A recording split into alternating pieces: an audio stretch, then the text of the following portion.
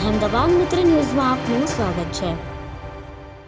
દાહોદ જિલ્લાના ફતેપુરા તાલુકામાંથી ભ્રષ્ટાચારનો એક ચોંકાવનારો કિસ્સો પ્રકાશમાં આવ્યો છે, જ્યાં ગ્રામ પંચાયતના VCE દ્વારા અરજદારો પાસેથી ઉઘરાણી કરવામાં આવતી હોવાનો વિડીયો સોશિયલ મીડિયા પર વાયરલ થયો છે।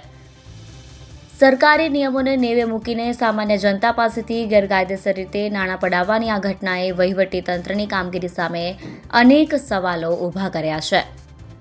ફતેપુરા ગ્રામ પંચાયતમાં વહીવટી પારદર્શિતાના ધજાગરા ઉડતા જોવા મળ્યા છે। જો કે અહેમદાબાદ મિત્ર ન્યૂઝ આ વાયરલ વિડીયોની પુષ્ટિ નથી કરતો। વાયરલ થયેલા વિડીયોમાં સ્પષ્ટપણે જોઈ શકાય છે કે VCE દ્વારા જન્મના પ્રમાણપત્ર જેવા પાયાના દસ્તાવેજો માટે અરજદારો પાસેથી બિંદાસ રીતે 200 રૂપિયાની માંગણી કરવામાં આવી રહી છે।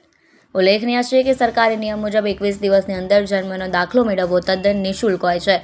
જો સમયગાળો 1 વર્ષથી વધુ હોય તો પણ સરકાર દ્વારા માત્ર 50 રૂપિયાનું ચલણ નક્કી કરવામાં આવ્યું છે। આમ છતાં પણ આ કર્મચારીએ પોતાના અલગ જ ભાવો નક્કી કરીને જનતાની લૂંટ ચલાવી હોવાનો આક્ષેપ થઈ રહ્યો છે। આ વિડીયો સોશિયલ મીડિયામાં વાયુવેગે વાયરલ થતાં સ્થાનિક લોકોમાં ભારે રોષ જોવા મળી રહ્યો છે।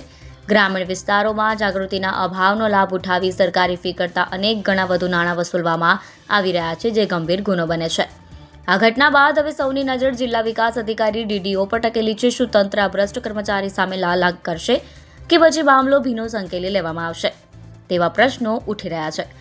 જો કે આ વાયરલ વિડીયોની સત્યતાની પુષ્ટિ તપાસ બાદ જ થશે, પરંતુ પ્રાથમિક દ્રષ્ટિએ આ વિડીયો વહીવટી આલમમાં ચર્ચાનો વિષય બન્યો છે। અહેમદાબાદ મિત્ર ન્યૂઝની YouTube ચેનલને સબસ્ક્રાઇબ કરો અને બેલ આઇકોન જરૂરથી દબાવો, જેથી દરેક મહત્વના વિડીયોની નોટિફિકેશન તમને મળતી રહે।